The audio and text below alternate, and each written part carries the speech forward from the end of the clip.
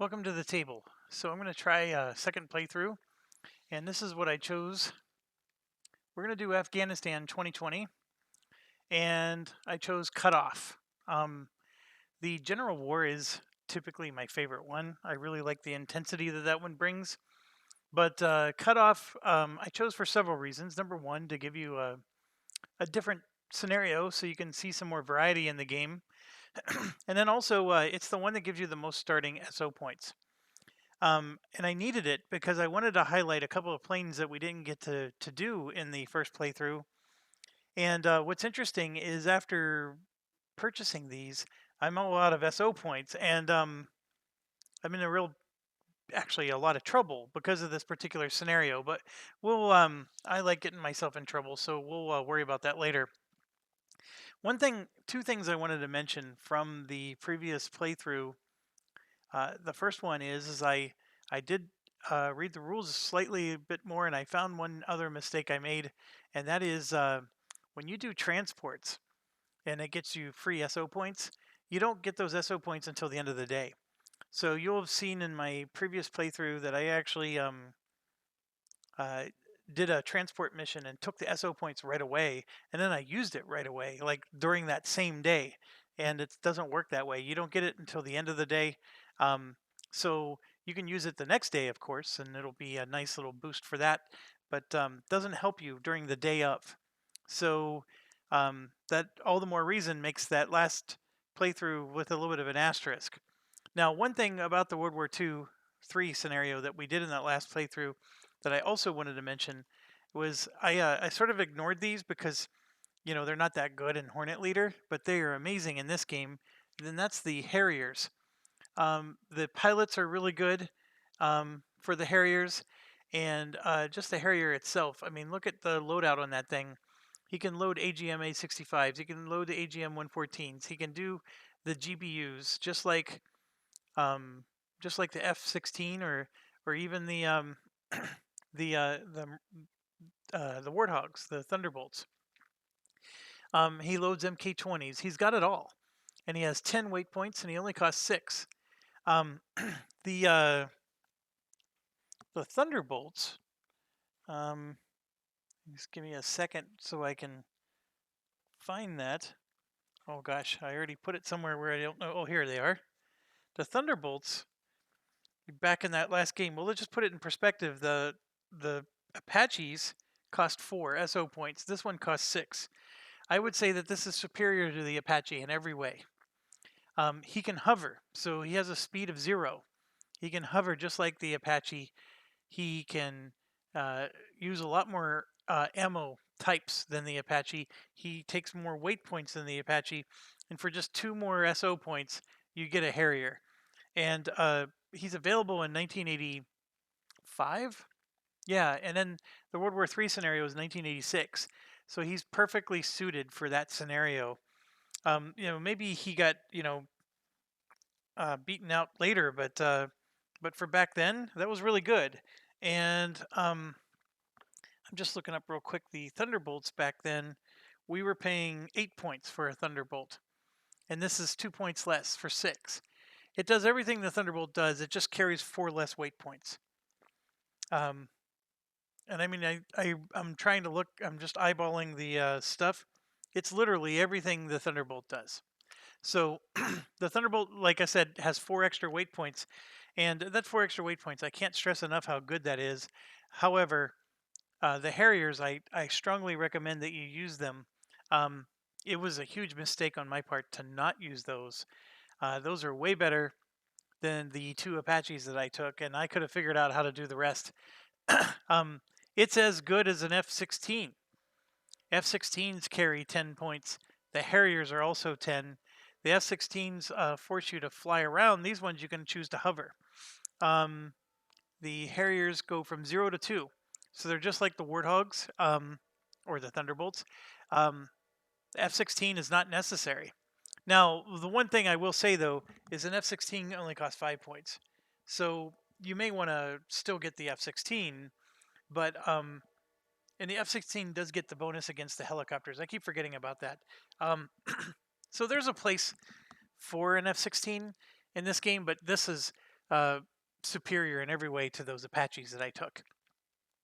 And now, as you know, I took a Black Hawk, and I also took a UH-1, which I think they called the Little Bird or whatever. Um, those ended up being okay. We took it because of these new transport rules um, with the assault missions, and I still struggle because with the assault missions, you're almost like you're required to spend SO points now on a transport uh, something or other, and these games or these missions were game balanced, uh, to not have these expansions. So when it says you get 34 SO points, that was assuming that you were getting nothing but attack craft, because you were you were just going to attack. Now you're grabbing all this stuff that only does transport, and it really sort of throws the balance of it out. It definitely makes the scenarios a lot harder. Um, but anyways, enough of that. The Harriers, I highly recommend them. In fact, I even think in 2020, uh, this scenario that we're doing here, these would come out great. I don't see any reason why you wouldn't want a Harrier in your crew, uh, except for the fact that I'm out of SO points and I can't afford one. And I'll show you why. Um, I'm I'm basically trying to get all the new stuff into this game. So first of all, I'm going to show you how the AC-130s work. That costs 10 points. So if you're willing to sacrifice the AC-130, I mean, you can get almost 2 Harriers for the price of one. But let's show you how that works. And it is an extremely expensive add-on. We took the F-35, which you can see costs 9 points. That is a huge cost. Couple of notes on this one. It's the same as the F-15, same weight points, pretty much the same loadout, except it adds the GBU 38, which you can now do in addition to all the other GBUs. In the GBU 38, we only have 4 of them, but it's an interesting little bugger. It hits on a 3, so it's not quite as good as the other GBUs, except you can drop it at low altitude. So that's really good. It's still independent, and it costs 2 sub points. So when you spend an SO point, you get 10 sub points. It costs 2 of those 10, but the difference is it only only uses up 1 weight point instead of the 2 that the other ones use. So it's that it is extra that you get to use with these. The other thing that should not go unmentioned is the pilots have a huge evasion skill. I think it's to represent their stealth. Just to put it in perspective, the pilot that we chose for this mission is Fisher. So at the veteran level, he has an evasion of 4, which is really good. The other thing is he has a speed of 0 to 3. So he can go as fast as an F-16, but he can hover, which I thought was a really interesting thing. So now, is it worth the 9 points that you're spending? I have no idea. I mean, you could get an F-16 for 5 points and then save those 4 SO points for something else. It's really up to you. I mean, we showed that the F-16 can do pretty darn good. That very last mission, he of course blew up because we were desperately trying to win. But there was no reason that you couldn't um, just use the F-15s. It's not like we have harder enemies because we're using this new 2020 mission. Some of it's going to be hard. I have no doubt about that. But anyways, we're going to use the new Lightning. In Hornet Leader, I love these planes. One last thing to mention about this before we move on: the game only comes with 2 pilots, and remember, you get one for choosing it, and then you get one more after that. So you get both pilots just for choosing one F-35. The game gives you 2 F-35s, so if you wanted to, you could purchase 2 F-35s and then use both pilots, the Santa and the Fisher. But why would you? Because if you have a backup pilot, you can demote him down to newbie, which is what we always do. So that way Fisher can start off as a veteran. So I recommend that even though they supply you with 2 of these, since you only have 2 pilots, you really should only ever pick one. And save your 9 points for something else. 9 points is an awful lot of points. You can buy something else and just have a more well-balanced team. And so as you can see, this is becoming an extremely expensive lineup. We're already spent 19 of my points on just 2 aircraft. So next up is the Osprey. So this one is the one that gave me the most heartburn. I'm spending 6 points for a transport that doesn't do any attacks at all. It has no ability to attack of any kind, but it does have a transport value of 10. And the pilot does have some decent evasion skills. It has 10 weight points, so you can bring in lots of troops, I guess. But the big thing is his transport value of 10 means that every turn I'm going to be able to, if I put him on transport duty, he's going to earn 2 SO points for me. Actually, he's going to earn 3 SO points for me because you go up 1 for every portion up to 5. So from 0 to 4, you get 1 SO point. From 5 to 9, you get 2. And 10 to 14, I'm going to get 3 SO points for this. So he'll make his money back if he does 2 transport missions. That part I'm not worried about. Since I'm doing cutoff, I get 0 per day for the cutoff. That's the tricky part about this one. So getting 0 per day, having this guy for 6, it's not bad. And we're going to do air assault. We're going to use all the expansions again. I'm not giving up on that. But basically, we're gonna use this guy to help us with that. And yes, he'll earn me 3 a day, which is going to be important because I'm not going to get any other way. Now there are special rules here that we're going to get an extra 4 VP of battalions. We lose 4 VP at the start. We gain 3 SO if we destroy 4 battalions, and then we gain 3 more once we destroy 8. So there is a way to get SO points, but it's really going to be hard. And our airbase has been cut off from friendly forces. I thought that was really thematic with the Afghanistan model. There's a lot of movies and things you hear about them getting cut off all the time in Afghanistan.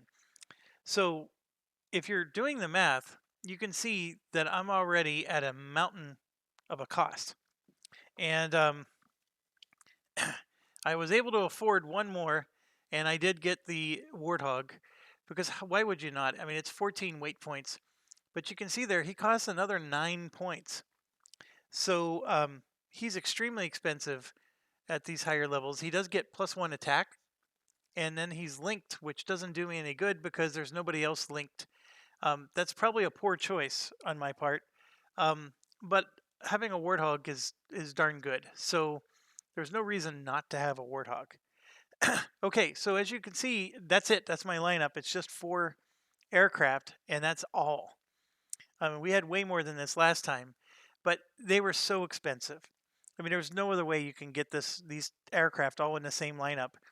Now, if it wasn't for me trying to show off some of the new stuff, which I'm curious to try, like the F-35 myself, I've never played with some of these. A large part of me is like, you know what? The Apaches are only like 5 points each. I mean, you can get like 6 of them for the same price that we just got this. And they're all linked. They all get +1 attack. I'm not saying that you should do that.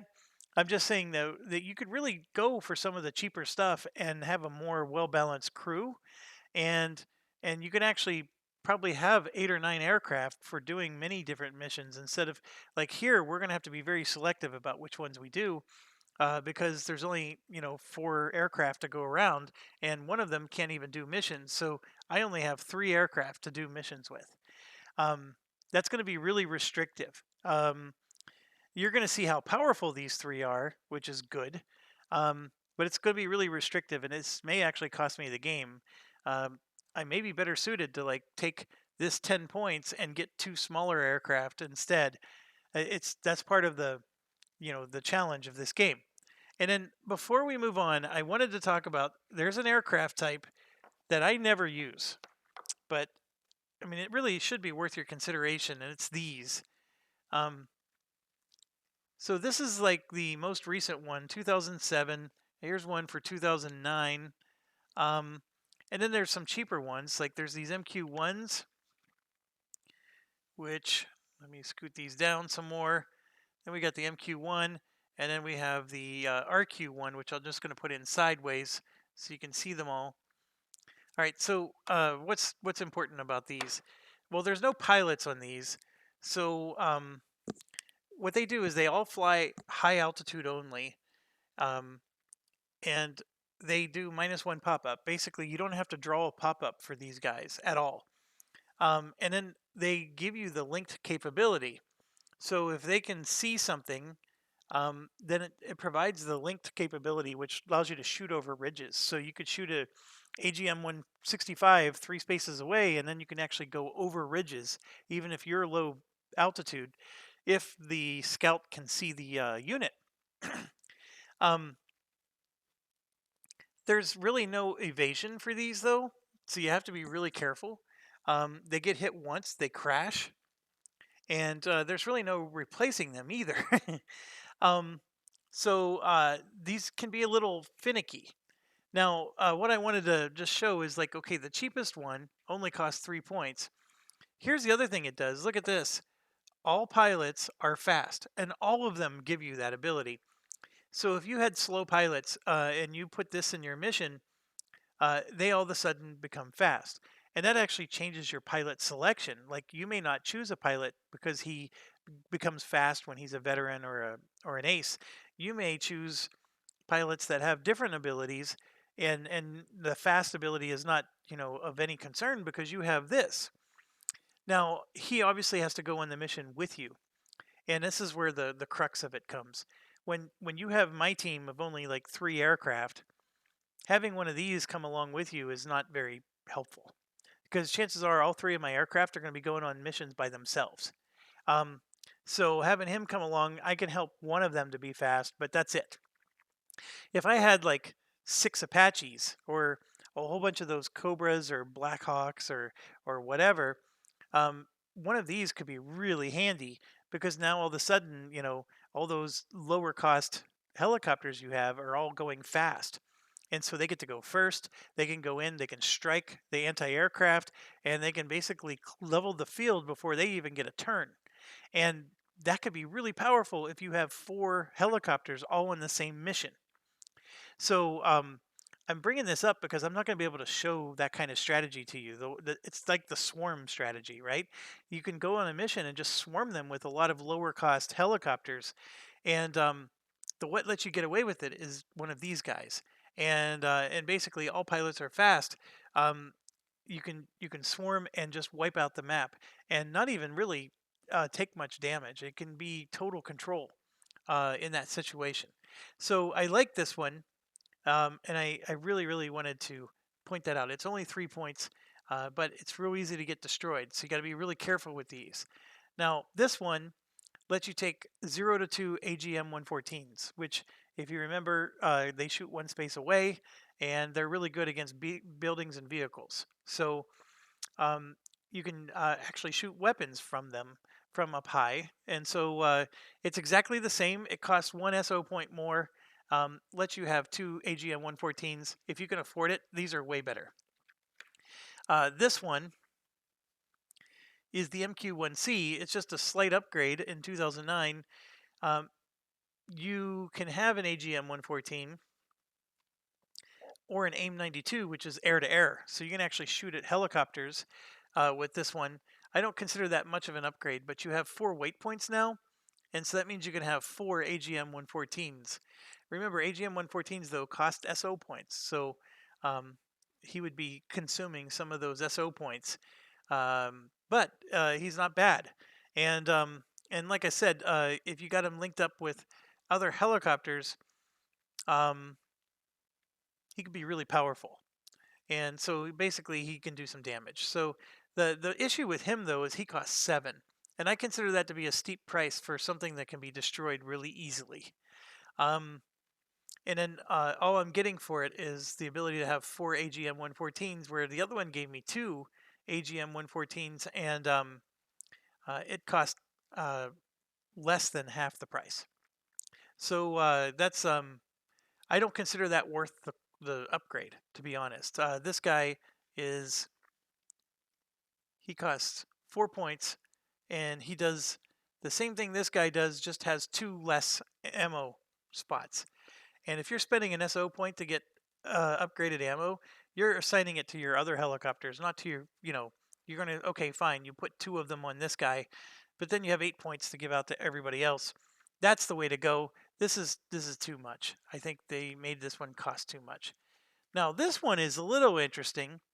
This came out in 2007, also part of the expansion. Um, and again, they both have a speed of 1. He has 6 weight points on him, so this is much meatier. He costs 9. He's as expensive as my F-35 Lightning. So what does he do for all that? Well, he can carry those GB-38s, and those are really powerful. He can also carry GB-12, which are also pretty darn good. So basically, this guy can bomb some serious stuff. Again, he has to fly high, and he can take the AGMs and the AIM-92s, just like all the other ones. I just don't know, like for 9 points, I mean, you can have an F-35 that does the same exact thing that he does. The same exact thing, and it actually carries more weight points.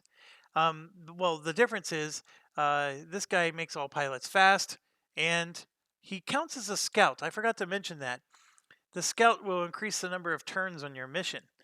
That actually is really good. In fact, having this guy be a scout just for 3 points, I mean, you can buy 1 scout for 1 point. So yeah, the scouts can be pretty good. Um, anyways, it's I really wanted to get one of these and use it. It just doesn't make sense with the lineup that I'm using. Um, if I had like the Apache Ds, if I had like several of those, if I picked several of the Harriers, I mean, heck, even I mean these don't get used until 1995, so you couldn't use this for the World War III mission. There's just not enough SO points for me to. I mean, I could add it to this mission, but I saved 5 SO points because you're going to see I need it. um, I'm not getting any SO points at the end of every turn, so saving 5 is very necessary for what we're trying to do here. And I could have spent 3 to get one of these cheaper ones just so we could try it out. But like I said, it just doesn't work with this particular scenario. Okay, the scouts are quite the conundrum because the scouts, like I said, they give you extra turns, and the scouts don't go away. I mean, they stay alive, and you can use them over and over again throughout the whole campaign. We didn't buy any last time because I went like bonkers on getting as many of my planes as I could. But what they do is they increase the duration of your aircraft. Um, you put it on the scout square on the sector map, record the points. At the start of the mission, never mind. Sorry. So then when we arm our aircraft,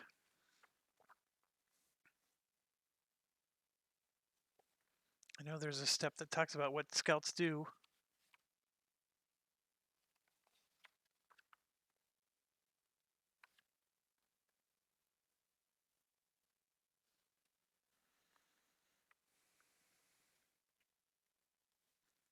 Yeah, so you place your scout counters on any of the battalion counters you've chosen to attack. Each scout may only be used for 1 mission per day, and you may only assign 1 scout to each battalion. A scout has a chance of giving your aircraft extra turns over the battlefield and reducing the stress suffered by your pilots flying the mission. So the unmanned aircraft act as a scout. So just by coming along on the mission, it gives you the scout ability. Now, I know it's hard for you to read, but there's a table here. And if I roll a 1, the scout is lost. And it's gone for the rest of the game. I mean, you could spend SO points to get another one, I guess, um, but you lose your scout. If you roll a 2 or a 3, you get an extra 1 turn. 4 to 6, you get 2 turns, etc. And then they could possibly reduce stress if you roll really well. So you're banking on the fact that you're not going to roll a 1. And if you roll anything higher than a 1, you get a bonus. So I'm contemplating getting a scout. Largely because the Spectre usually needs more time to win. The C-130 Spectre is an awesome plane, but sometimes it could be really slow if the enemy's scattered around. So scouts are really helpful for him. The F-35 Lightning, I don't know if a scout will help him, largely because I think the F-35 is going to be able to shoot all of its ammunition really quick, and then it's just a matter of, okay, what's left. But I decided, though, that since I basically have only 3 attack craft, I'm going to buy 3 scouts. So I'm going to buy 1 for each one, and we're going to just see how long we can last. And hopefully I don't roll 1 right away. It's a bit of a gamble, but that's what I'm going to do. So if you add up everything, I just spent 37 SO points. And that leaves me with only 2 SO points to start the campaign. That's awful. That's not even close to good. The only thing that I was thinking about is just don't buy the scouts, right? But I think the scouts will help. And now we're just going to rely on our transport plane to get us some points or some SO points back. He can get us 3 a day. That'll be very helpful.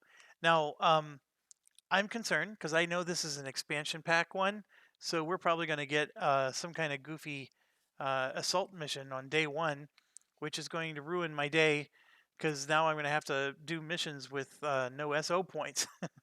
And that's going to be hard to start off with. But let's see what we can do here. Yeah, if I get an assault mission on turn 1, I may have to just take the negative VP again, just because I just don't want to manage with it. All right, I didn't do this I'm sorry, I waited. There's only 27 battalion points, and just to put it in perspective, we were in the 40s, and actually we were in the 60s for the World War III scenario. So this is 27. This one does add 4 more, so we're at 31. So 1st Assault Battalion is 5. Ooh. And 2 gets us to 7. All right. Then we do a support battalion. There's 8. Command battalion, 11. Okay, now we go to assault again. 15, 18, 21, 26,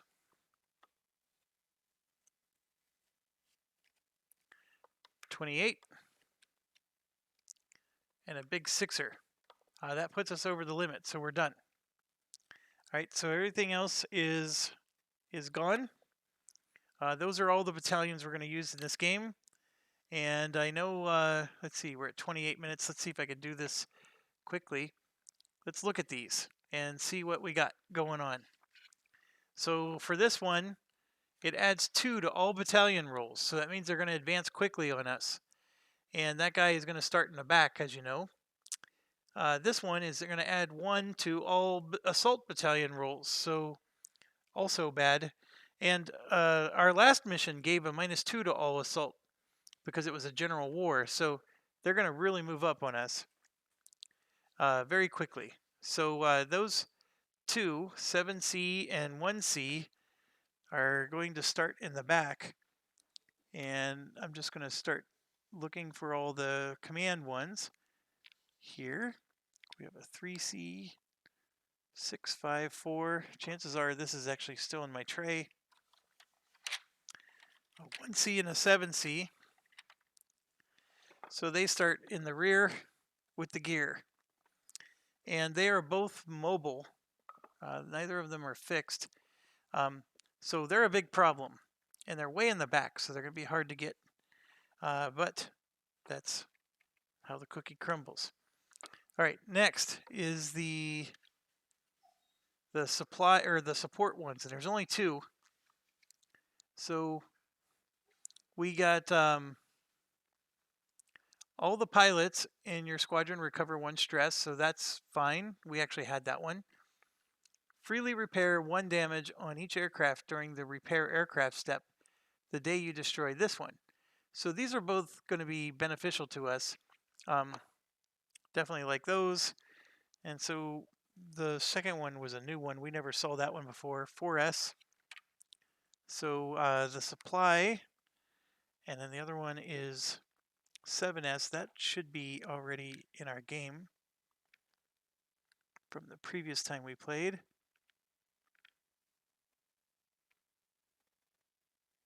I see a 7A. Here it is, 7S.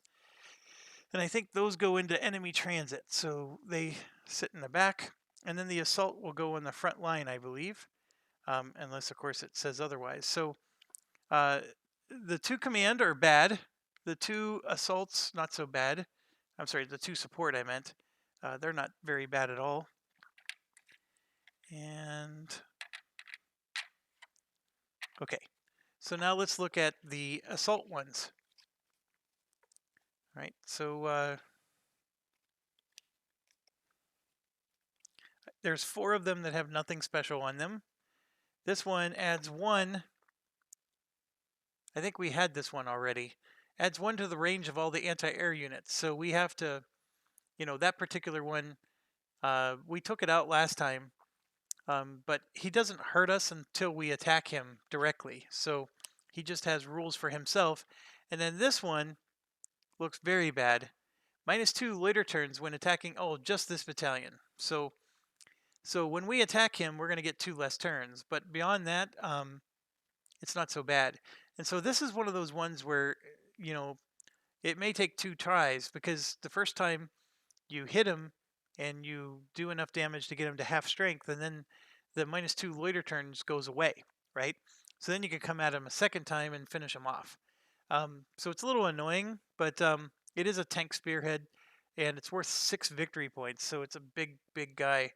But yeah, you have 2 less turns to take it out if you want to try to do it all in one swig. So there's nothing special about anything in these.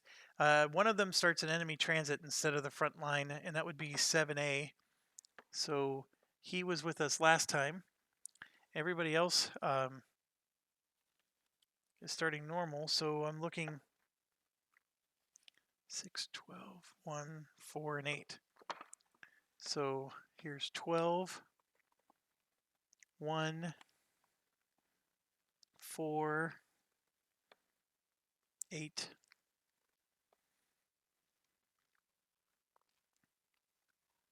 and here's 6. 6 is the only new assault.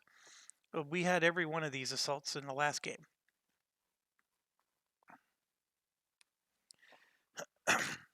There was only 3 from the last game, or there was only 3 that weren't used by us in the last game. So we did get one of the 3. So that's good. All right, so from a priority perspective, obviously the assaults are a problem, because as they progress into our area, they're going to make us lose SO points. And since we don't generate SO points, that's a real big threat to us. But those 2 commands in the back are a bit of a problem, because they're adding 1 to all the battalion rolls and 2. So one adds 1 to all assault battalion rolls. The other one adds 2 to every battalion's rolls. So they're getting a +3 to all their rolls, which will make them advance even easier. So we are going to have to worry about those 2 command units, and they're way in the back, folks. So -4 weight points for those. However, that's where this guy is just magnificent. He doesn't have any weight points. He has unlimited ammo. So you can take him all the way to the back and go after those command centers, and you don't have to worry about it. But he does take a lot of stress as a result, and that's the issue with this particular guy. But you can send him into the back lines, and then also he flies high altitude only, but there's no pop-ups for him, so he never generates pop-ups. Okay, so I think we're ready to rock. We're on day 1. The biggest hang up is I only have 2 special option points. The thing that hurts is they just tell you to start with 5 less. If I'd have picked anything else, I would have had 5 more points, and actually this mission would not be so bad. So the fact that you have to start with 5 less is what hurts. Oh, and then I realized we actually have different terrain tiles this time. So um, let me go through these real quick. 9 is in, 17's out, 11's out, 14 in, 13 in, 8 out, 1 is in, 4 is out, 7 is in, 16 is in. Okay, now what was I doing? I was reading off all the ones we used in the last mission. So 6 of the 10 from the last World War III are in this one. Usually the expert ones, they add a lot more of those ridges that you have the isolated areas. So I'm just going through and trying to find the remaining 4. There's number 12, number 3, and number 5, and number 10. So there we go. So 4 of them, 4 of our terrain tiles switched. So it's hard to say like whether that's good or bad. Like I can let you look at the 4. Like this one is pretty just one edge. This one's totally clear. This one has edges on 2 sides, and this one has edges on the edge on just one side. But I don't know, like we had totally clear ones and stuff on the last one. It's just a question of did they get replaced or whatever. The which one's better, which one's worse. The ridges can be really helpful because you can hide behind AA if there's too many ridges. But if there's too many ridges, then you're popping up into high altitude all the time in order to be able to hit targets. Now, in our case, we got one unit that's always in high altitude, so it's not as big of a deal. But we'll see. And I'm going to set these off to the side. And we have a lot less battalions to worry about. This is a 5-day campaign. Let's start day 1. So we're going to draw a special condition, and I'm very concerned that this is going to be an assault mission. And actually, look at this. The top 2 are expansion pack. So this I shuffled, and it just is what it is. So this is going to hurt, because if it's an assault mission, I'm going to have to spend SO points, and it's not. So thank goodness. It is closing in. During the next, see, look, that's all green, and it fits just fine in the green screen. So very interesting. But all right, during the next air assault or close air assault mission, air support mission, add 1 infantry to a random objective X or squad hex and gain +1 loiter turn. Draw another card. Ah, crap. Okay, so we keep that one, and then we have to draw another card, which is also an expansion card. And, oh, I got lucky twice. All right, this one's a scout team. Save this card. Discard this card at the start of the first turn of an air assault or close air support mission. To gain +1 loiter turn, draw another card. All right, so we're drawing another one. This, by the way, is another expansion, that one right there. But this one is not. Reduced enemy air cover. Destroy all battalion helicopter counters at the start of the first loiter turn of each mission. So all helicopter counters are destroyed. Ooh, so that means we want to go after some stuff that has helicopters today. So let's see what we can do. All right, that's actually a really good special condition. I like that one.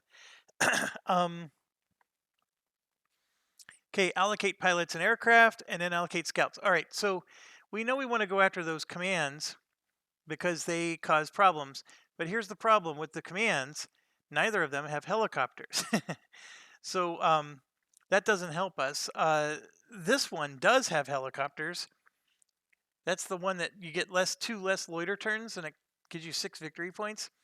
If I destroy the 2 helicopters at the beginning of the first turn, that's actually 6 points destroyed on turn 1, and then we don't have to actually draw any helicopters. This one has helicopters. That's a mixed force. And this one has helicopters. There's 3 of them out there that have helicopters. So do I really want to take advantage of that and then just deal with the dice rolls being bad? The 2 supports do not have helicopters. The 2 commands do not have helicopters. So this is an interesting conundrum. Oh, and I also forgot to mention that the Osprey only has 1 pilot that comes with it in the game. And since it only has 1 pilot, I can't do the trick where I reduce 1 pilot to a newbie in order to promote this one to veteran. So that sort of stinks too.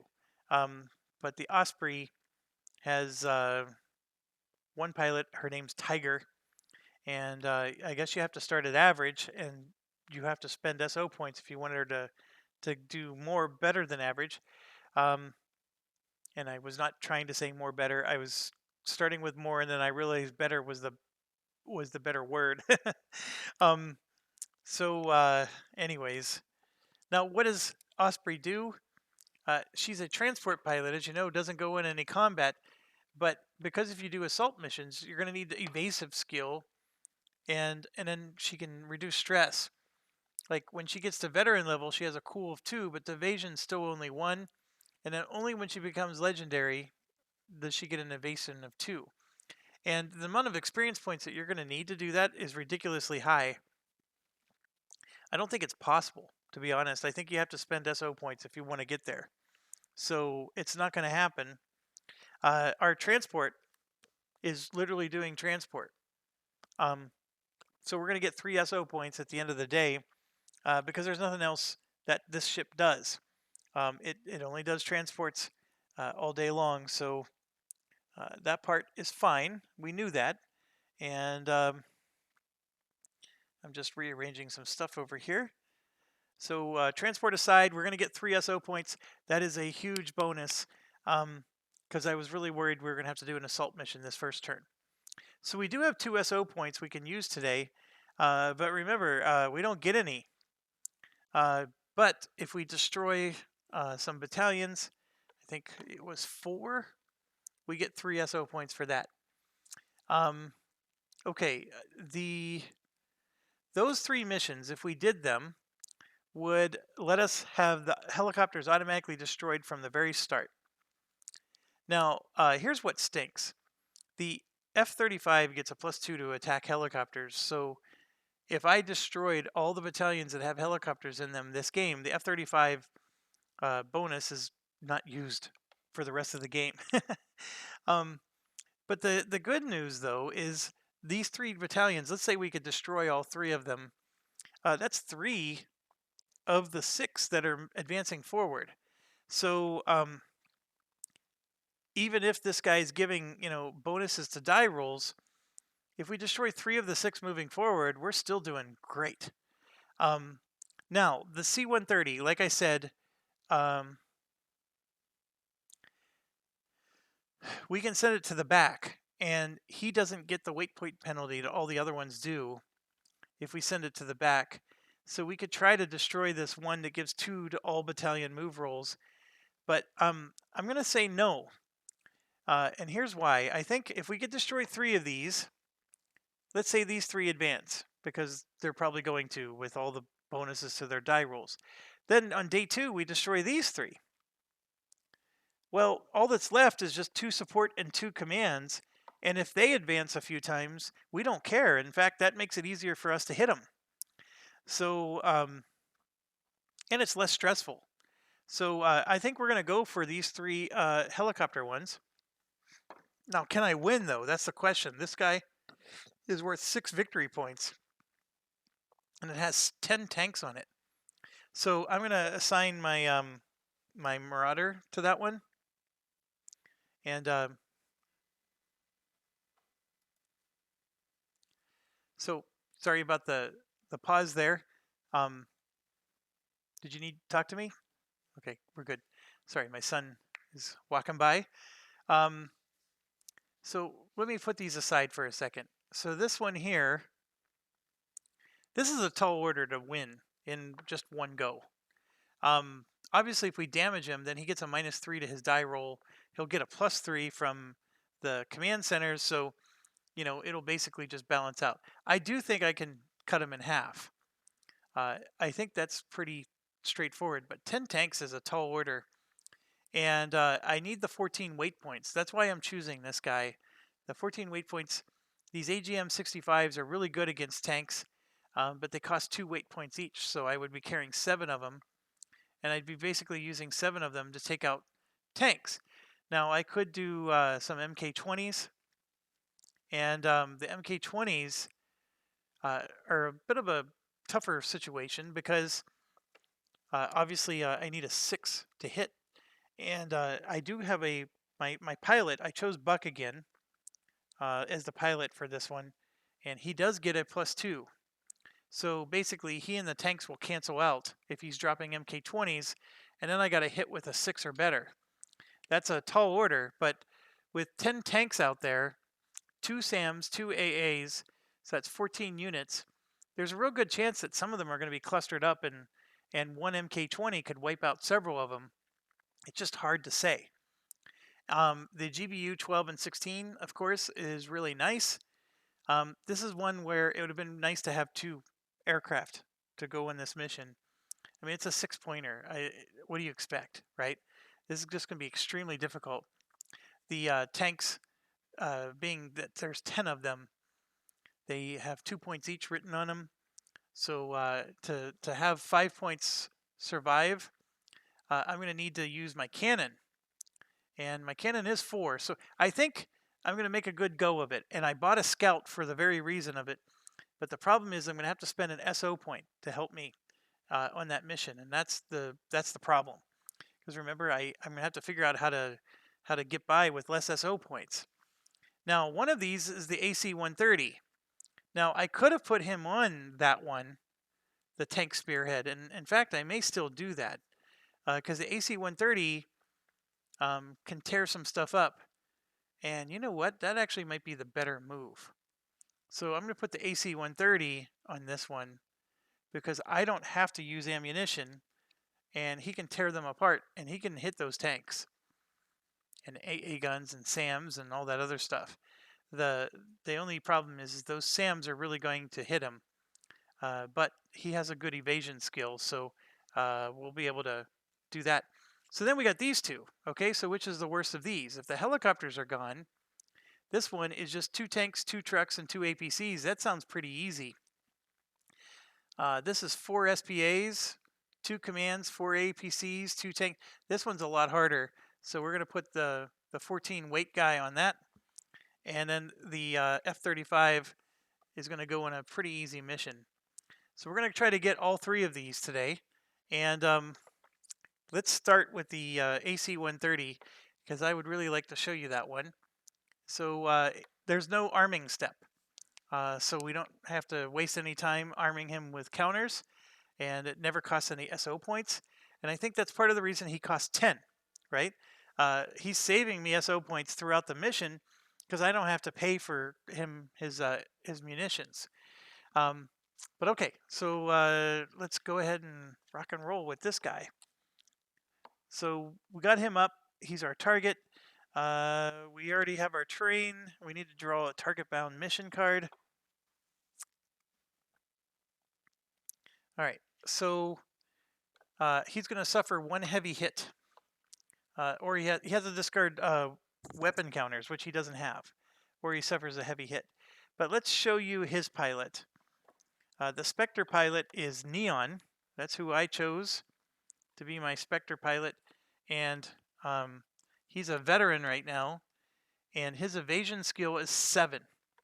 So 1 heavy hit counts as 2 on the evasive scale. First evasion knocks it down to yellow. Second evasion blocks the yellow. So 1 heavy hit doesn't do diddly to him. So we get to ignore that card, basically. Even though he takes a heavy hit, nothing happens because of his evasive skill of 7. So it's pretty awesome, folks. Not going to lie. You're going to like the AC-130. All right, so Neon is in the mission. We drove the whatever. the card is what I was trying to say, and I'm drawing. And so there's a fully blank. I think what I found is that we actually have less mountains now, less ridges. So the AA is going to have a harder time being hidden. So it can, freely hit you across the map if it wants. So yeah, this is very unorthodox to not go after those command centers, but given that all the helicopters get destroyed, I mean that's 6 free points of damage already done before the mission even starts, and uh, that otherwise you would normally have to destroy and use loiter turns for. Okay, so this comes out. We armed our aircraft, target bound, place terrain. We did that, and now we do the units. I don't think there's any point in getting out the helicopters. I don't think we have to do that. They do get destroyed, and like I said, it is 6 points worth. You can see, well, it's actually a little hard for you to see, but that's a 3-pointer there, and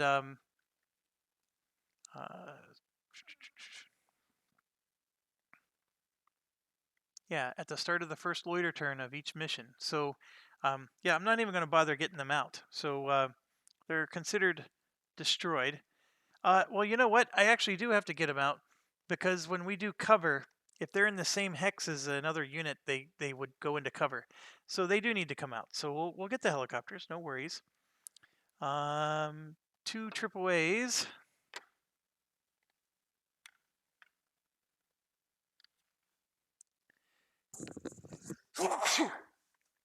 Sorry, had to sneeze. Okay, 2 AAAs. Helicopters, 2 SAMs, and 10 tanks. So here's 2 SAMs, and 10 tanks is just insane. 1, 2, 3, 4. That's everything. We did this one before, I think. All right, so that's all of them. All right, so let's roll for the 2 SAMs. 7 and 6. So 3, 4, 5, 6, 7, and 6. So they're right next to each other. That's not necessarily a good thing. The AA's, they're both on 6. So we have a big cluster of anti-air all in one place. The 2 helicopters are both on 5. And I'm just going to go ahead and destroy them now. And then let's do the tanks. We got a 5, 6, 10, 3. And then we have 2 more 10s, an 8, and a 5.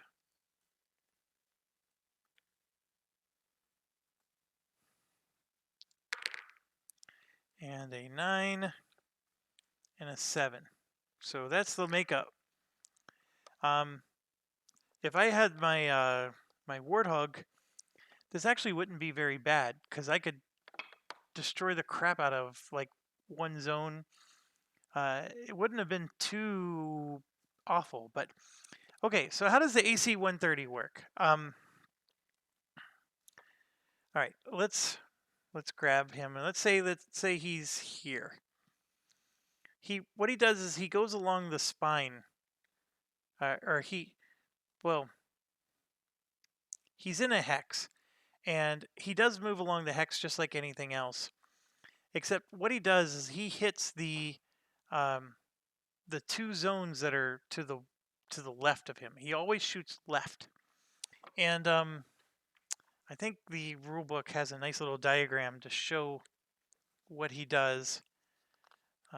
He's a bit of a special animal in that regard. So it only flies high. You don't draw a pop-up counter for it. A cannon hit only affects one of its cannons, and here we go. So let's see if you can see this well enough. So right here, when you see him, he's flying in between these two hexes. Um, the AC-130 does not carry weapon counters, does not suffer weight point penalties. It attacks with all three of its cannons in each turn, and can target units in one or both of its hexes each turn using standoff attacks. The high evasive ratings on the card are due to the high altitude, blah, blah, blah. They cannot attack helicopters or units in cover, which is another issue. Now, the units in cover is the scary part. So you need to take them down as much as you can before they run into cover. So, like, for example, these two guys aren't in, it's impossible for them to go into cover, so you save them for later. The neon, by the way, as you can see, there's a high altitude, and both sides are high altitude, so you can't mistakenly go low. And yeah, so basically, when he's in this hex, he can hit these two, right? Because he can always shoot left. When he's in this hex, he can, hit these two, or possibly those two, depending on how he's pointed. So you would, if he was pointed there, he would hit these two. And so you're basically just flying in circles around your targets and lighting them up. And obviously he's going to start in a certain place, and he is fast. So I don't know if I showed you the pilot yet. I did. He gets a +1, and none of them have a cannon or strike ability because it's impossible for them to use it. So it's always standoff for them. He gets a +1, and that's very helpful. And then the last thing I wanted to show you, you read that correctly, he hits on a 1. So if I use that against a tank, it would be a 3 to hit. It's an amazing thing. This is an automatic hit in most cases. The only thing that stops that is tanks or buildings. On a 3, that's still an amazing one. And then the 5 is their 50-50 roll, right? And yes, he adds his +1 skill to that. So the left one actually is a guaranteed hit, even with a +1 penalty. So the plane is extremely good in that regard. So our biggest fear is them running into cover. As you can tell, this particular AC-130, he's best at going after buildings, because they don't go into cover. So he is the perfect type of unit to go after, like, command centers. So us doing this like we are is a little unorthodox, and he's only going to be able to kill 3 at a time. So what I'm going to do is I'm going to start him off here and facing this way, so he can shoot at these two. But all 3 shots are going to go after the anti-air, the SAM, and the anti-air, because I need to reduce the amount of times he's hitting me, because all 3 of those can hit me. All right, so there's 2 heavy shots here, which are going to take up 4 of my 7 evasion. And if I can hit all 3 of these, then I will have effectively eliminated 4, 8, 12 hits, right? Because I would need 12 evasion to evade all 3 of these. I can't do that. It's impossible. The AC-130 moves 1 or 2, so I'd probably end my turn here, and so I'm going to take 2 heavy hits, which is 4, and then this yellow would be 5. My evasion 7, so I'd be fine. If I can take out these 3, I'm actually going to, they won't be able to hit me. But remember, cover is an issue, and if those SAMs or anti-airs go into cover, I'm screwed. So some of this is I need to hit them before they get a chance to go into cover. The other part of this is, actually, I'm thinking I'm going to start my turn here, because there's a chance that these guys will go in cover, because I could roll where it says anybody who's in my hex. So I'm going to start in a hex where they can't go in cover. Aha, that's big brain right there. So we're going to start there with him facing this way. So these are the 2 he can shoot at. And yeah, I can only do 3 targets at a time. All right, now that I placed everything, let's do a scout check. And this is the thing where if I roll a 1, I'm flipping tables. because we bought 3 scouts, as you can see, and I'm just going to lay them out here, and there's one for each mission. So we only have 3 planes. We got one for each mission. So here we go. If I roll a 1, it's game. Oh, game sucks. And look at that. Oh.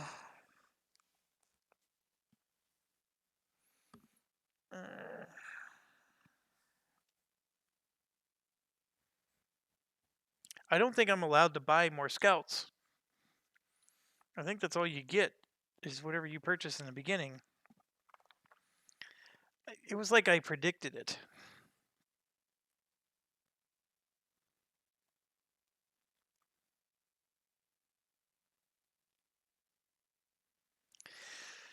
All right. I could theoretically just reset up the game and start over. That's how angry I get at this. You know, you spend the SO point and you don't even get to use it for one mission. Um, I'm I'm I'm just gonna retcon this, and I know some of you might get angry and say, "Hey, that's the way it's supposed to be." Look, I want to at least do one mission with my scouts. um, the best I can do is just basically say he doesn't do anything for me this particular turn, but I'm going to just assume I started the game over. Because yeah, I mean this is like when you play that video game and they Civilization 6 and you get your starting building or your starting city and it's in the middle of nothing but tundra, and it's like, okay, restart. You're not even going to try to play that game. That's what this is for me. That's what it feels like. It's a solitaire game. You get to do what you want. I'm I'm retconning this. I rolled a 1. I had my moment of misery. I'm now going to take myself out of that misery. I'm not going to make myself suffer. And here's what's crazy. I rolled a 2 this time. All right, I'll take a 2 over a 1. So what that did was that added 1 extra turn. I wish it added more, but it's just 1. And then they actually subtract 2 because of their -2 loiter rule. Okay, so we're going to start off, and my guaranteed hit is going to be against the Sam, because I got to take that one out. He's the worst of all of them. And then my 3 is going to go against one of the AAs, and that's a hit. And then the 5 is going against the other AA, and I rolled a 5. So, and I actually got a +1, so that made it a 6. So all 3 of those are down. That was a whole bunch of points destroyed, and I have to move at least 1 space. So I would move like so, and so I'm still, pointing in. And in fact, what I'm going to do is move again. Let's see, how do I make sure? How do I point at both of these? I would have to be in the middle. Yeah, it's a little weird. Like, oh yeah, I'd be facing that way. So I have both of these now in my sights. Okay, that's a whole turn. And this guy shoots me for 4 damage, or 2 heavy hits, but I have an evasion of 7. So I just avoid his 4 hits. Oh, we forgot to do a cover roll. That's it. That 1 was the cover roll. Nope, I was supposed to do a scout check before the cover roll. Never mind. Here we go, cover roll. I rolled a 10, which that means that they don't go in cover. Okay, so we go down to 3 turns left. So here I go. I am shooting at these 2. You could move first if you wanted, but I don't need to. I'm going to try to take these 2 out. This one is the 1, this one's the 3, and this one's the 5. So with the 1, I rolled a 7. He would reduce it by 2, but I increase it by 1. So he's 1 tank down. Now let's do the 3. I rolled another 7, and this tank goes down. And then the 5, which is the tougher one. And there we go. That's a good roll. All right. So all 3 of them go down. I have a lot of dead units already on the field. This is 2, 4, 6, 8, 10, 13, 15, 17. There's still 17 points left. I already got it down to half strength. Now I do get to move 2 spaces. So I'm going to move 1 here, and well, I could just go 1, 2 like this, but that doesn't do me any good. Now, how do you hit these, you might be wondering? Well, you can go along the outer edge. Or no, I have to basically come back this way. So I have to do like multiple passes. So that's why I'm saying I want to go. So after doing this, this is 1, and then 2. So I have to get myself into position to start going after more stuff. Again, I absorb all 4, so he doesn't hurt me. And I forgot to roll a cover for the second turn. That was also a 10, so we're good. So now we're down to 2 turns left. I'm going to roll cover. I rolled a 4 this time, which is, if there's any unit that has destroyed units in its hex, it goes into hiding. So thankfully we got all of those out of the way, so we're not hurt by that. And then I'm going to go ahead and go. So I move 1, and then I'm going to go 2. So now these two, I gotta think about this. So I think I have to go here to have these two. Yeah. So these two are in my view when I'm aimed this way. All right, so I'm going to do this for the 1, this for the 3, and this one for the 5. So the tank for the 1 is a hit, and we just destroyed the tank. Now the other tank for 3, I rolled a 6, so he's gone. He reduced it to a 5. And then the SAM, I rolled a 10. So I'm rolling really well right now, and I just took out 7 more points. So they have 2, 4, 6, 8, 10 now. Now I'm allowed to move just 1 space, but I need to move 2 because I have, I definitely have issues now. So I can right now I'm aimed to go into here, and so I got to sort of turn around. So that's my dilemma. But I should be able to go 1, and then 2, and then get this guy into my view. So that's the next turn. So we're down to 1 turn, which that's where the loiter part really hurt, and the scout would have been a little bit more helpful if I would have rolled better. But I really only need 1 more turn. But I have to position my aircraft in such a way that I can't exit the map. Or can I? Like, he's only allowed to shoot left. So if I came in here and exited the map, no, that doesn't work. So, all right, let's roll for cover.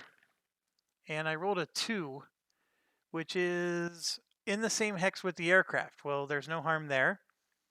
And yes, I'm going to basically have to do a bingo on the first turn here. So I'm going to go 1, 2, and I'm aiming at all 3 of these tanks here. So let's start. It doesn't matter which one's which, so I'm going to just roll for the 1, and it's a 4. So 1 tank down. And then I'm going to roll for the other one. That's a 6, so second tank is down. And then the more difficult roll is a 7. So we got all 3. Technically, folks, I did it. These 2 here, I don't need to destroy. I just need to get out of dodge now. The problem is I'm now committed to go into here, so I will go into a bingo turn. I'm not going to roll for cover because it doesn't matter. I'm going to just basically go 1, 2, and escape. So I am going to have to do a bingo roll right now. And I rolled a 3, so I am taking 3 stress from that. But to take out I just took out a 6 victory point objective for 3 stress. So you tell me, would you take 3 stress to do that? Heck yes, you would. I didn't completely, but I destroyed the battalion. So 6A is already in the dust. That was amazing. And I didn't write down all my pilots. I forgot to do that. So let's do that real quick. Oh no. I think I need to go make copies of my sheets. I don't have any sheets left. Well, that's no good, but that's okay. I don't necessarily need the sheet. We'll just flip it over. And basically, day one, we're going to get 6 VP. And then Neon is going to get, well, he gets a bonus XP, so he's going to get 3 XP. So this actually might be easier just using our own little sheet. So he gets 1 for the mission, 1 for destroying the battalion, and then the battalion itself gives him 1. So he gets 3 XP. That's not going to be enough to level. He needs 9 to level up. But he's basically at 3 now. And yes, we got 6 VP. It is destroyed. We could say, 6A. And I don't think we need to worry about it too much. It's just a nice historical record of what did we do on day 1. So yeah, that's all I need. So let's get the paper out of the way. Remember, we start with -4 VP. So I'm writing that off camera right now. -4 VP at the start. So the fact that we just got 6, we're already at +2. And oh, by the way, we need 23 to get a grade evaluation. We have 5 days. And you're already seeing the magic. But bear in mind, and I think those who are veterans at this game and who have been commenting in the comments section, they'll be the first to tell you that when these guys go into hiding, you're screwed. They'll also be the first to tell you that it isn't often that you get to kill the helicopters for free, because they can't hit helicopters at all in most games. So you usually don't get to do this particular mission with the C-130, but that's what makes the game cool, is that for this turn we did. All right.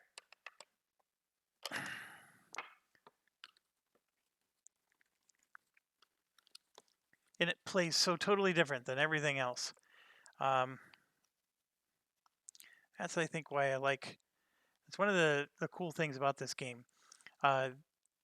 DVG does come up with some awesome ideas with their solitaire games. The Nimitz Island thing is awesome. I don't like the expansion that makes all the islands harder, but the island itself, the strategy, is amazing. So one asterisk that I'm sure some of you are going to point out is, were it not for the fact that my scout got retconned, I would actually be at bingo 10 and taken 7 stress for that mission instead of the 3.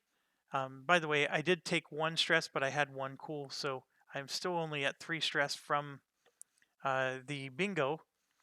And yes, you're right. It would have been a lot worse. But then again, the whole point of scouts is to use them, and to lose them on the very first turn, I just don't find that fun.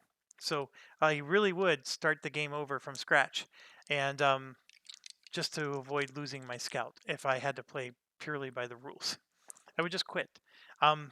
Because to me, it's like, this is so early in the game. I'm not going to just take a loss that early. All right. So enough hanging on that. That's my guilty conscience. That's my quote the Raven. That's the telltale heart banging. All right. I hope some of you are versed in literature to know the telltale heart. Okay, what's next? Let's do the F-35, because that's the next new plane we want to try. I want to show you my guy that I picked. It is Fisher. Now, Fisher is not as good as the other one in terms of evasion skill, but he has an evasion of 4. The other one, I think, had a higher one, but I picked Fisher because even though he has 0 cool right now, he will have more cool whenever he is a legendary. He'll have 1 cool. And then you can see he's got a +2/+3 as well, and an evasion of 5, which I thought was pretty good. Now the other guy, Santa, these are the only 2 you have to choose from. Fisher, by the way, actually has better newbie stats than Santa. Santa has crappy newbie stats. You can see we never want him to get into a mission, but he does have an evasion of 1 even as a noob, which that part was cool. But Santa at the legendary level had less, actually he had more cool, I'm sorry, and he had a lower evasion. Okay, so I picked the one with the higher evasion, but also I picked the guy who has higher skills. Look at him, at veteran, he's +2/+2. Santa at legendary is only +1/+2. So you're getting a higher cool value, but you get a lower evasion and also less ability to hit. So I chose wisely. No, Santa's going to be my noob as a result. I think Fisher was just an overall better guy, even though he has 0 cool. This particular mission is only 1 stress, so that part's good. As for the plane itself, we would need to spend an SO point if I really want him to do some damage. But I'm going to go ahead and get out the components real quick because I want to study this. All right, so he's going up against 2 trucks. That should be nothing. I'm looking at his cannon here, and I'm wondering if I can get away with just using his cannon and maybe some freebie stuff. So that way I don't have to spend an SO point. The SO points, of course, are going to get me Gucci bombs. These GBUs are awesome. The AIM-9, of course, is good, but that's only if we need to go against helicopters. And then the Mark 20, 82, and 83. Of the 3, only the 82 and 83 are free. The 83 I can hit with a 4, but it's 2 weight points. And then the 82 requires a 7 to hit.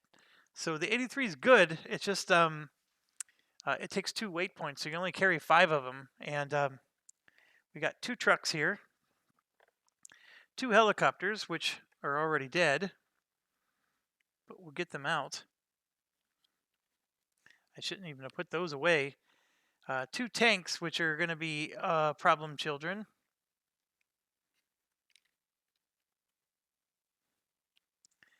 And 2 trucks. I'm sorry, we already did the 2 trucks. 2 APCs. All right, so it's not a lot. It's 2, 4, 6, 8 units. 2 of them are already dead, so it's only going to be 6. If I get all Mark 83s, I can hit with a 4. It's a range 0 attack, which I get a +2. I could theoretically save an SO point by doing that, or otherwise I get the GBUs and I just do amazing with those. I think I'm going to try, because with my cannon, I think I can hit some stuff with the cannon too. So I'm going to take some Mark 83s, which are the same as the GBU 16s, just the other side. 2, 4, 6, 8, 10. So we're going to take... Now the Mark 82s hit with a 7. My cannon is better than that. I hit with a 6 with my cannon. So why would I do Mark 82s? I mean, I guess the only thing is that you can hit more than 1 target with a Mark 82, whereas with the cannon, you're only shooting 1 at a time. I guess that is something to be said. And I'm just making sure they can be used high and low, which is good. So yeah, we're going to go cheap. And I know that's going to possibly hurt my ability to do this mission, but that's what we're going to do. Got to save the SO point. We are getting 3 at the end of the turn, but I don't want to be at 0. I have a feeling that an assault mission's coming, and we're going to need our SO points for that. I really want to take it seriously and try these assault missions. Okay, so this is 6 points for the good guys. This is a 2-pointer, by the way. And oh, I forgot to do the return mission. Pay 1 SO point or destroy 1 scout or unmanned aircraft. Oh, oh, there you go. There's my SO point. Because I'm not losing my scout. I just said that. And then I draw a freaking event card that makes me lose a scout. Jesus, this game. So they really want to destroy my scouts. So now I'm really in dire, because I am spending that special option point for the next mission. So I'm going to be back to 0, and then that's going to shoot me up to 3. So, all right, well, it is what it is. So F-35 time. Let's rock. Place of terrain hexes. Going on. Holy crap, it's late. I gotta go to work tomorrow. I didn't realize that. I'm having fun. Look at all that wide open space. The good news is that means it's less chance to go hide.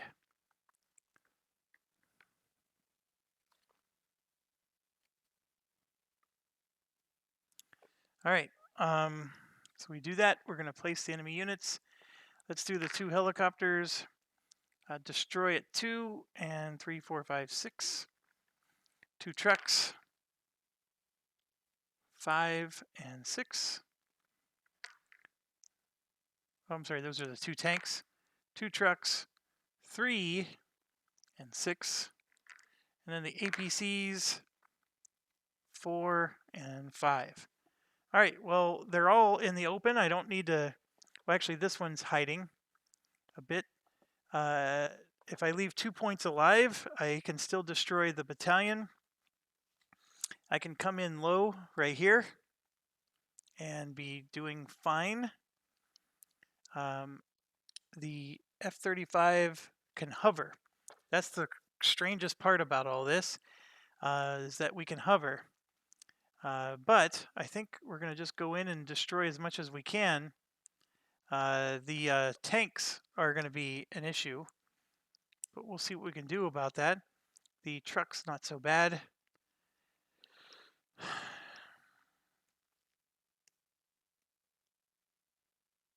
Yeah, let's go. So I laid this. Let's roll for my scout. It's a 3. My scouts are doing crap for me so far. I do get 6 turns instead of 5, which I guess I'll take. No pop-up counters. Enemy cover roll is a 3. And same hex with aircraft, so nothing happens. We are slow, so they go first. Nobody hits me. Then we get to go. So I'm going to go in, and I'm going to just go 1 space like so. And I'm dropping some MK-83s. This one is for the APC, and I'm going to drop... I can drop 2 for the tank. So I'm going to go ahead and do that. And then that one's for the APC. All right, now in doing so, I'm committing that I'm going to have to roll a cannon shot. But I don't necessarily need to. You'll see why. So Ford's hit, I get a +2 for cannon strikes. So I negate the tank bonus. So I'm going to go ahead and roll for the tank.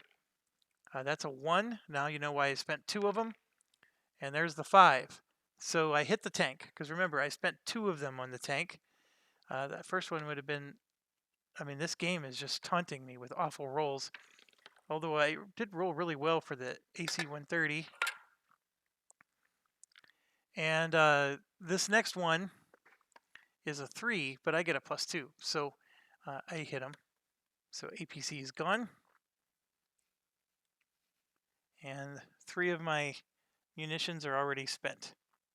And that's fine. So we now move to 5 turns left. They rolled a 3 again, so anybody in the same hex as me goes to cover. They go first. They do nothing. We go, and I'm going to go this way, and now I'm up against a truck and a tank. So one for the truck, one for the tank, and I would swear I guess I only had 5 tokens. So this is where it's going to get a little interesting. I only have 1 to hit the tank with. So let's go. And I rolled a 9. That will be good to hit the tank. Then for the truck, I'm not even sure I need to roll, but because I get a +4 to my die roll, and all my munitions are gone, but that was still excellent.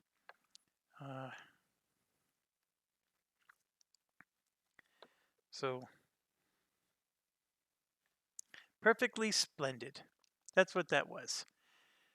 If you ever see the haunting of Bly Mansion, perfectly splendid is what that was. Okay, so we go down to 4 turns. I have nothing but my cannon. So I'm going to go ahead and go up, and I'm actually going to turn. We're going to attack that truck with my cannon. And I rolled an 8. Remember, I get a +2 for me and a +2 for the truck. Truck is dead. And I know we could do cover rolls. I'm not worried about that. I'm going to go to 3. And so this guy can move 3 spaces. So we're going to go 1, 2, and then we're going to hover at 3. I'm actually going to go for the full kill. I want the extra experience point. So let's go for it.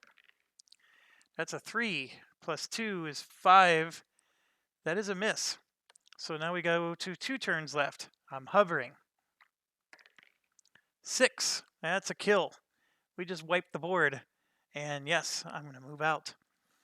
And boom, I'm getting greedy. Yes. I'm turning an expert mission into Swiss cheese. Okay, the F-35, it's not bad. The hover ability was amazing. I mean, with the F-15, that would have been a little bit more frustrating. But the pilot with an evasion of 4. Now, granted, there was no anti-air at all, but that evasive of 4 was amazing. I probably should consider him against things that have AP or anti-air quite a lot. He's quite good. All right, so this one is 8A, and we just got 2 VP, and the pilot's name is Fisher, and Fisher just got 1, 2, 3 experience. And he needs 6 to become an ace, which is the other reason I chose him. He becomes an ace really fast. So we like that. Want the F-35 to be fast. All right. APC's coming off. Truck.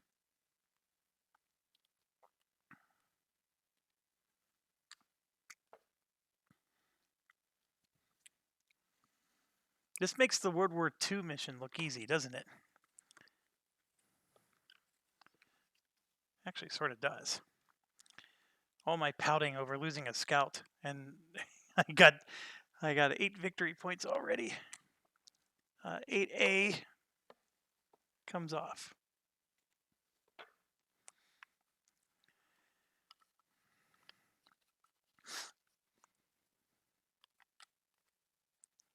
So this F-35 Lightning can only be used in the Afghanistan mission.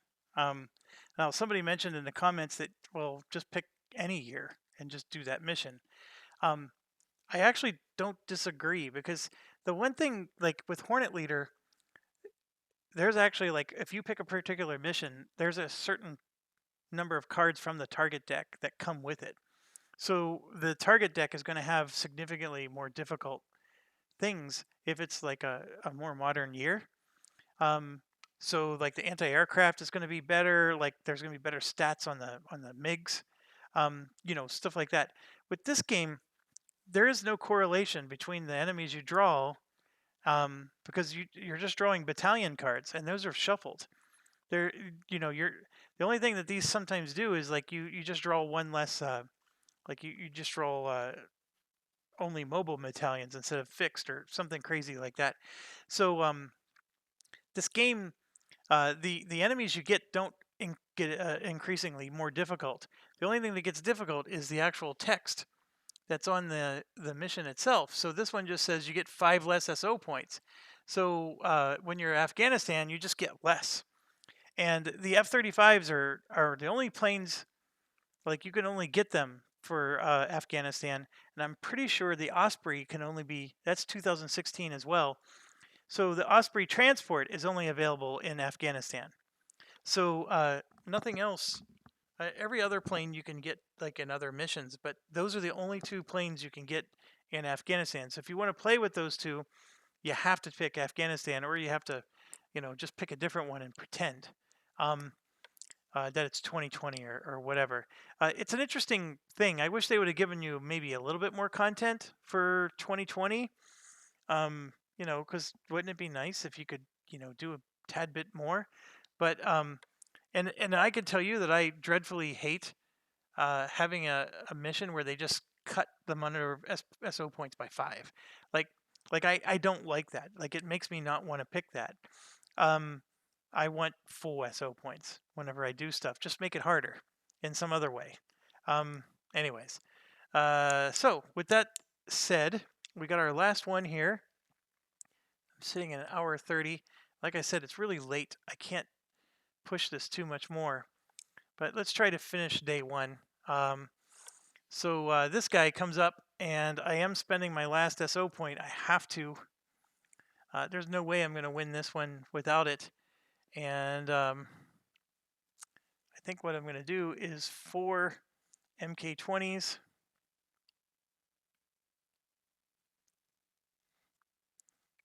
That gives me 5 weight points left. Or that uses, I'm sorry, that gives me 10 weight points left. And then 2, 4, 6, 8. I can pick GBUs or I can pick AGMs. 65s. I'm going to go with 65s. Am I?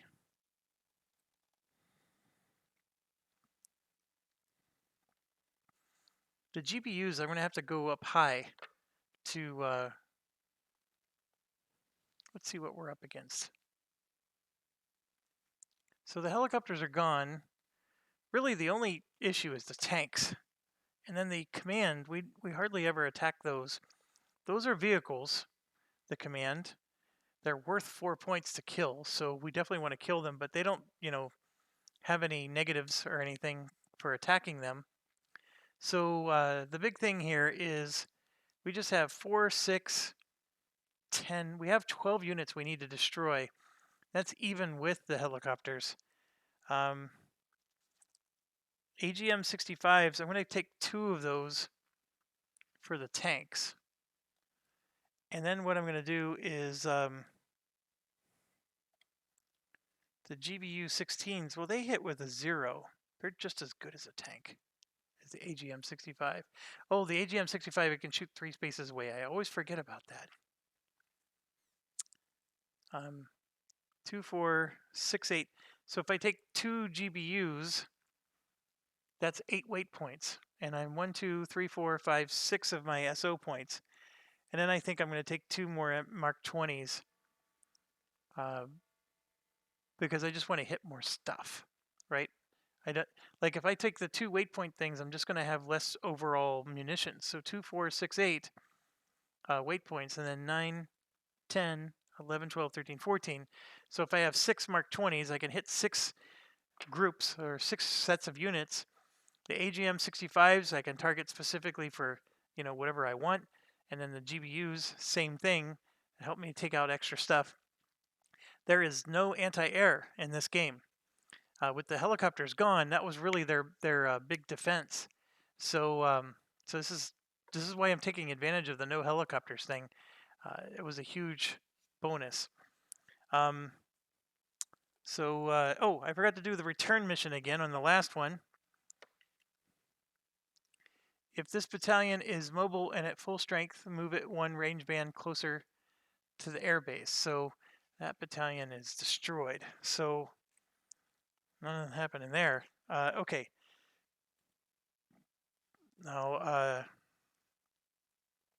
you may pay 1 SO point to destroy all helicopters and ignore all pop-ups during this mission.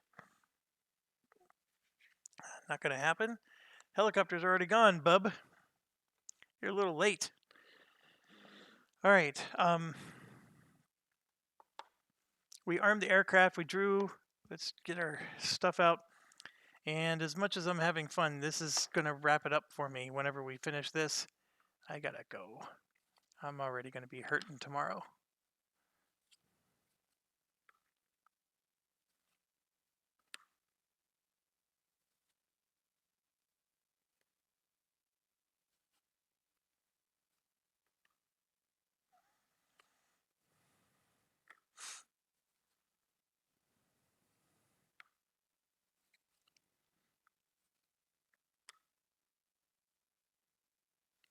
So this is the only pocket that you'd have to go high altitude for. I'm not too worried about it. There's no anti-air. So let's see. They have 4 APCs. There's 2 already out. Here's 3 and 4. Here's the 2 helicopters. 2 tanks. The trucks are gone.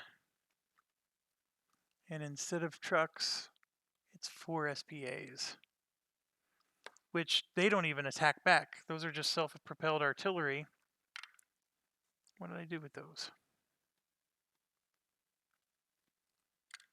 Here they are. 1, 2, 3, and 4. That's all of them in the game.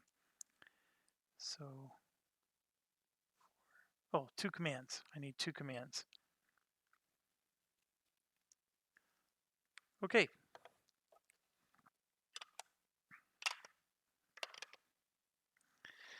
All right, let's roll for the 2 tanks. 9 and 10. So they're down here. The 2 helicopters are 3 and 5. And they're already destroyed. The commands, 8 and 4. The SPA, self-propelled artillery. There's 2 of them in 3. 1 in 2. And 1 in 7. And then the APCs, 2 in 10. 1 in 5. And 1 in 8. Okay, I'm concerned about these guys hitting cover, although I don't have to worry about it as much with this particular plane. My pilot for this one, like I said, it's Buck again. He's slow. Not because he's slow mentally, but he's slow aircraft-wise. And he's going to start here over the self-propelled artillery, largely because they don't shoot at him. So self-propelled artillery have no attack. And if you'll notice everything on the board, the command does have 1 range. So these 2 have 1 range each. So I do have to worry about that. But I have a plan. And I think that plan is a good plan. It's a glorious plan. It's a wonderful, wonderful plan. A good plan. All right. Okay, so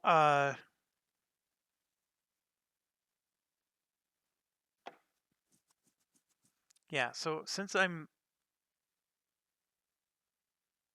an A10 Warthog, I gotta be careful like how I'm moving around and stuff. I can leave 5 points alive and still destroy this battalion. So this guy, even though he's an easy target, he's actually hard for me because in order to get him, I have to turn towards him, and then I would be, I'd have to turn around somehow or go through a ridge. So it's one of those things that maybe at the end of the mission, it'd be nice to go after those. The other thing I could do is I could start here, which, I don't know, it's not a bad idea. And the idea here is I can shoot an AGM-65 all the way after these command posts and sort of hit them before I get there. These commands are worth 4 points, so I'm going to have to definitely take those out. But again, it's one of those weird ones where I still think starting here is better. I'm just probably going to have to ignore this guy because I'm going to end up going this way. And in the process of going this way, I'm leaving him behind. Anyways, I hope it'll make sense in a second here. So I'm going to drop an MK20 on these guys, and I'm just going to do 1. And I'm going to try to hit the self-propelled artillery here. Now, I said I'm using Buck, and he gets a +2 in any space that he's in, so for his strike. So we get a +2 there. And so it doesn't matter. I'm going to roll for both of them. And should I use any more?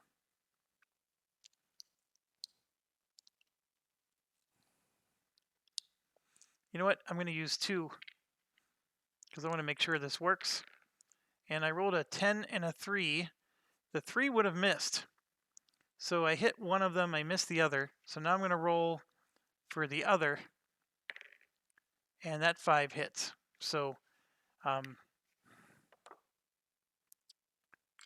so we got 2 of those down. That's 4 points gone. And then I have to move. So I'm going to move 1 and stop. I could have moved 2. And oh, I forgot to roll for the scout. I rolled a 5. So for the scout, at a 5, he adds 2 turns to the mission. So that actually helps. We're at 7, and I forgot I needed to roll for cover. And I rolled a 9, which is 1 hex with the most active. So that would be this hex here. So all of these guys move to cover. And that's fine. It just means I got to go in there to hit them. I'm okay with that.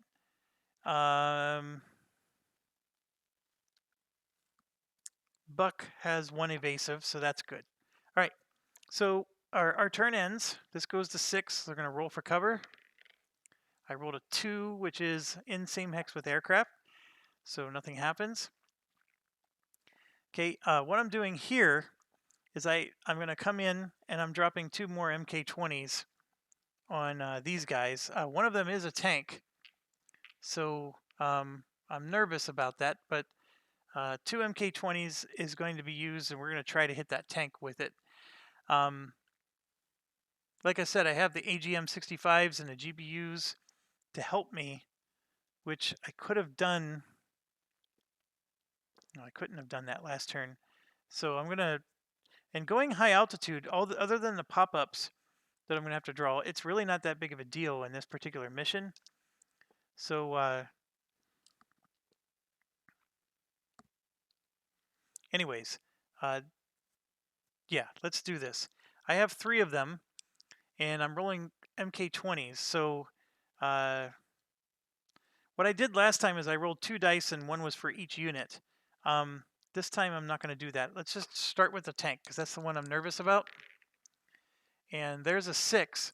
Now, I get a +2, so I canceled his +2, so I hit the tank. Let's do the APC. Hit the APC, and then the other APC. Done. Well done. All 3 of them gone. So 2 MK20s well spent. And then we move down to 5 turns left. A roll for cover. That's a 3, which is same hex as aircraft, so no big deal. All right, so now this is where it gets trickier. I'm standing 1 away, so I think I want to rise up and hit some stuff here. So this particular tank, if I use 2 MK20s on him, or I could go 2 spaces and actually hit this. I can go through the tank, go 2 spaces and hit this. That would be interesting.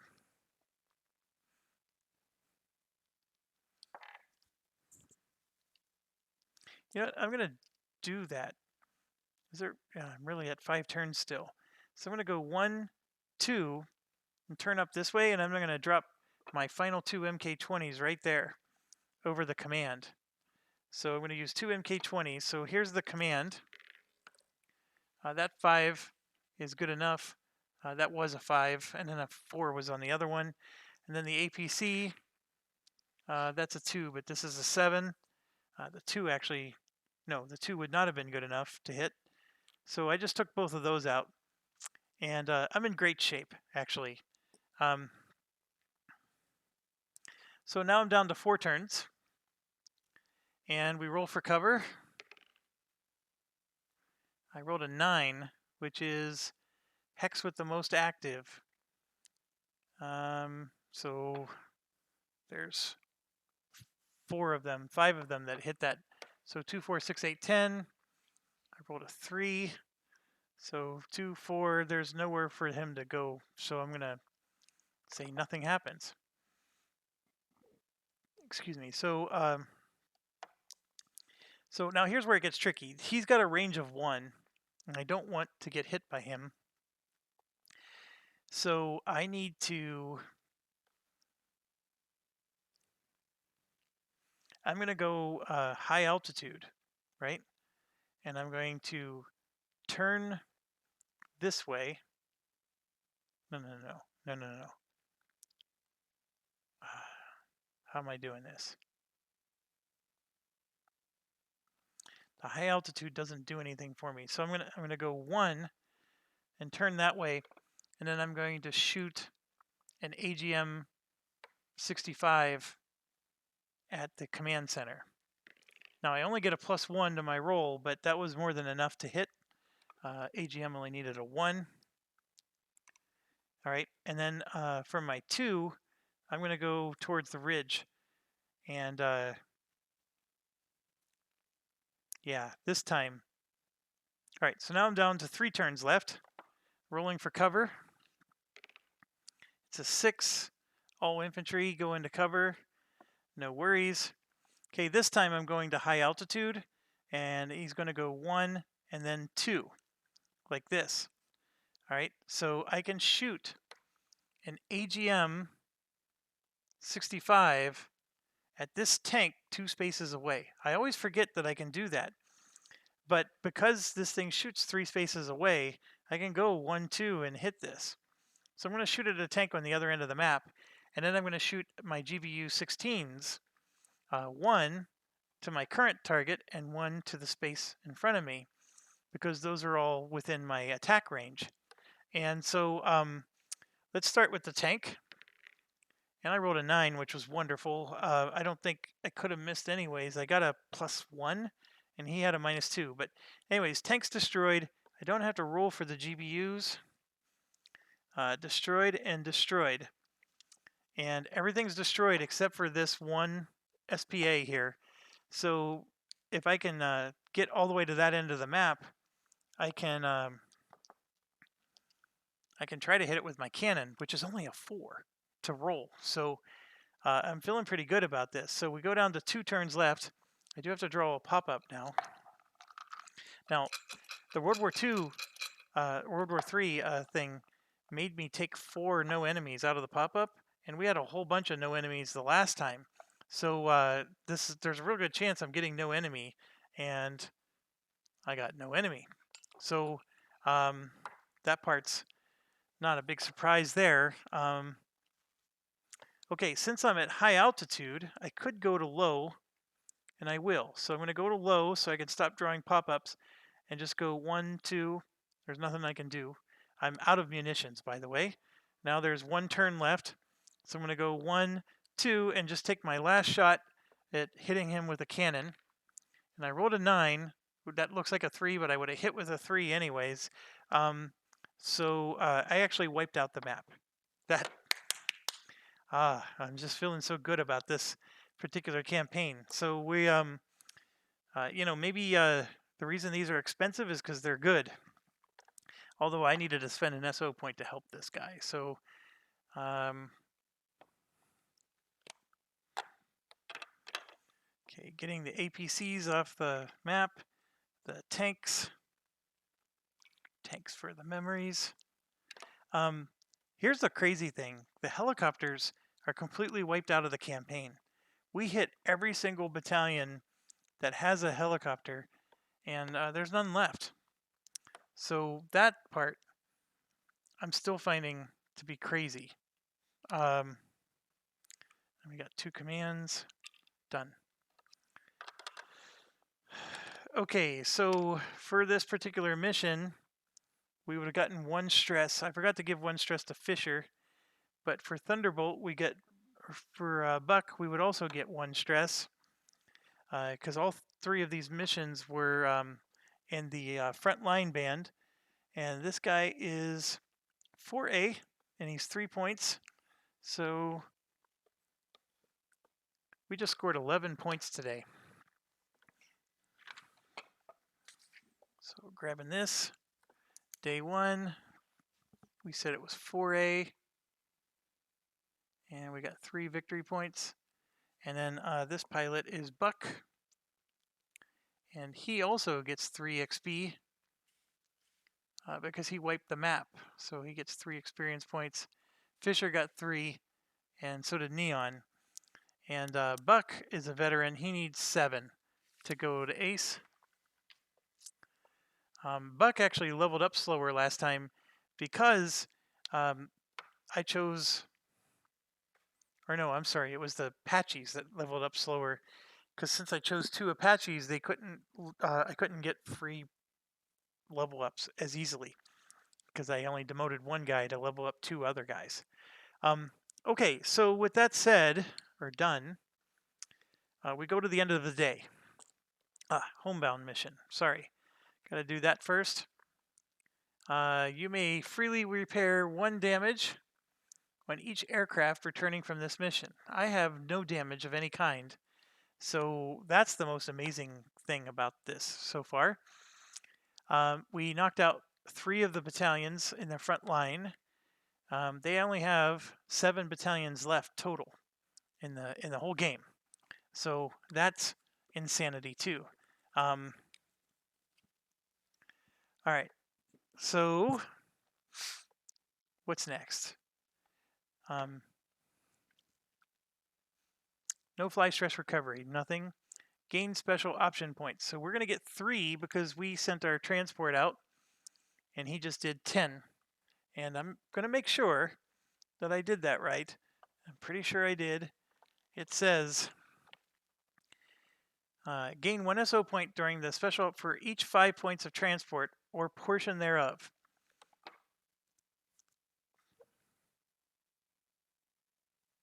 So 1 SO for each 5 points or portion thereof. So 0. Well, I guess that's how you want to interpret it, right? So if you're delivering 5 points of cargo, you would you get 1 or would you get 2? I'm interpreting it that you get 2 because you get 1 for each 5 points of transport. 1, 2, 3, 4, 5. Yeah, I only get 2. I'm sorry. That makes it a lot less attractive, but I only get 2 if I read the rules correctly. So 2 is a lot tighter. So we're going to have to use a lot of freebie stuff for a while. Okay, so we did that. We aimed to, if I destroy 1 more battalion, I actually get 3. So, and speaking of which, when do I get those 3? Right away? Yes, right away. It doesn't say when, but I would assume right away. It says gain 3 when you destroyed your 4th, and then 3 more when you destroy 8. All right, so, okay. Lose special option points, don't have to do that. No replacements, no repair. Priority R&R, no need. Advance the day counter. Day 2. All right, it's time. I gotta hit the hay. Thanks for watching. Stay awesome, stay healthy and safe.